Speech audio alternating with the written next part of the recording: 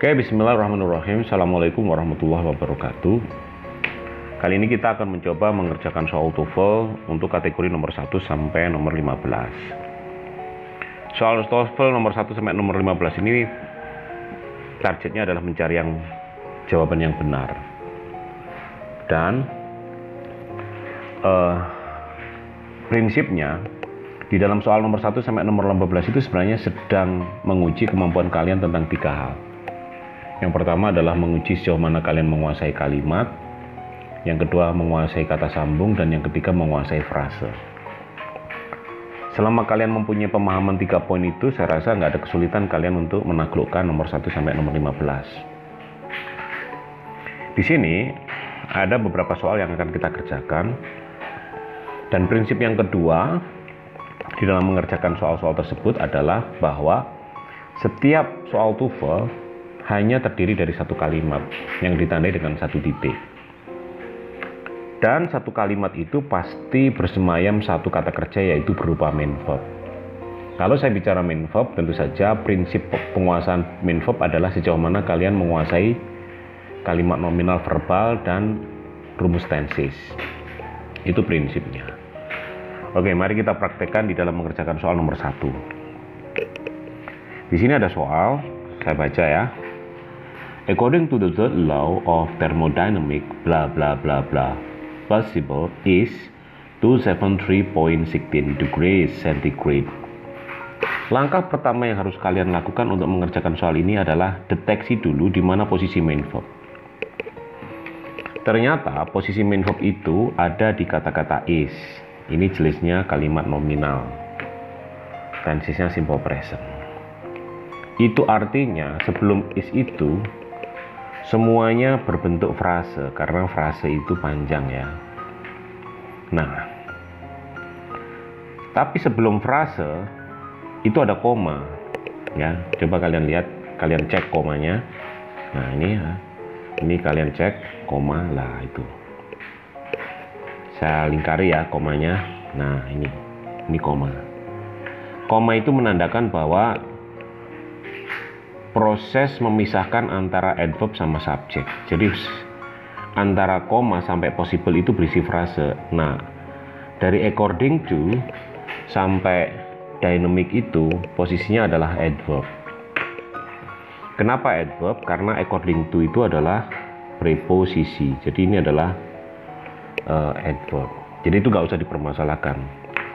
Yang kita harus permasalahkan adalah isi daripada titik-titik itu adalah keberadaan daripada subjek. Nah, saya katakan tadi bahwa subjek itu bisa diisi frase ya, dan tidak perlu kata kerja lagi. Maka jawaban A itu tidak mungkin. Kenapa? Karena sudah ada is. Jawaban A dan B itu nggak mungkin, dia salah karena ada is. Ngapain kita menggunakan is lagi? Di dalam main verb sudah ada is ya. Kemudian yang C itu sebenarnya sudah pada posisi frase, tapi kesalahannya apa? Di situ ada kata-kata lowest ya. Di situ ada kata-kata lowest. Lowest itu adalah superlatif yang keberadaannya di dalam soal TOEFL harus diawali dengan the. Maka jawaban yang paling mungkin dan paling benar adalah D. Kenapa? Pertama, dia frase dan di dalamnya adalah lowest yang diawali dengan the. Oke, sekarang kita beranjak pada pengerjaan soal nomor 2. Lagi-lagi soal nomor 2 itu pun harus kita cari prinsip menemukan main verb-nya dulu. Diusahakan dicari main verb-nya dulu. Main verb kita baca dari awal ya. After the First World War, the author Anais Nin became interested in the art movement known as Surrealism and psychoanalyzes both blah blah blah blah her novel and short stories. Di sini kalian harus cepat menentukan main verb-nya. Ternyata sudah kita bisa tebak bahwa main verb-nya adalah became. Kita lingkari dulu ya, became. Kalau became sudah berada di situ, berarti kata sebelumnya itu hanya ada 2 kemungkinan, yaitu subjek ataupun adanya adverb. Nah, pemisahan antara adverb sama subjek biasanya ditandai dengan keberadaan koma. Nah, di sini ada koma. Berarti sudah kita pastikan dari after sampai word itu adverb. Koma di situ adalah pemisah antara adverb sama subjek. Berarti subjeknya adalah the author Anais Nin. Nah, inilah ya. Jadi keberadaan subjeknya itu saya garis bawah ya. Nah, seperti ini. Berarti setelah became itu hubungannya bisa objek, bisa adverb, dan lain sebagainya. Tapi itu nggak kita permasalahkan karena kalimat jawaban itu pada posisi akhir. But bla bla bla bla her novel. Nah, di sini kalian harus teliti dan peduli bahwa ketika koma itu berada di awal, seperti yang ada di nomor 1 tadi, itu biasanya koma yang menunjukkan aktivitas adverb, apalagi ada preposisi atau adverbial clause. Tapi kalau koma itu berada di akhir, ya, koma itu berada di akhir, maka saya tandai lagi ya. Nah, ini kemungkinan besar adalah koma yang dimiliki adjective clause. Nah, koma adjective clause itu namanya adalah koma apositif. Saya tulis.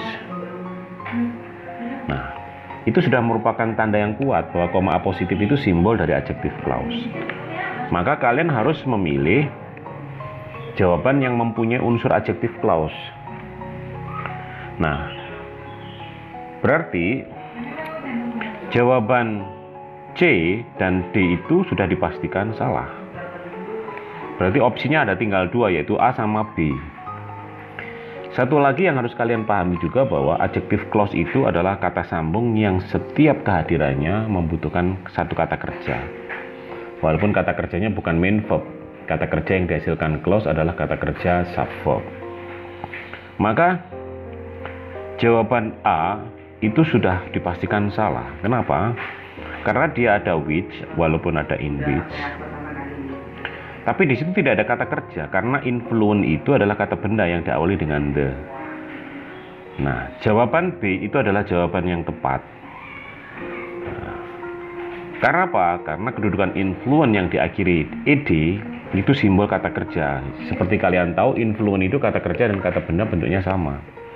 Tapi kalau sudah diakhiri ed itu sudah menunjukkan dia mempunyai aktivitas kata kerja, dan which-nya itu adalah kata sambung.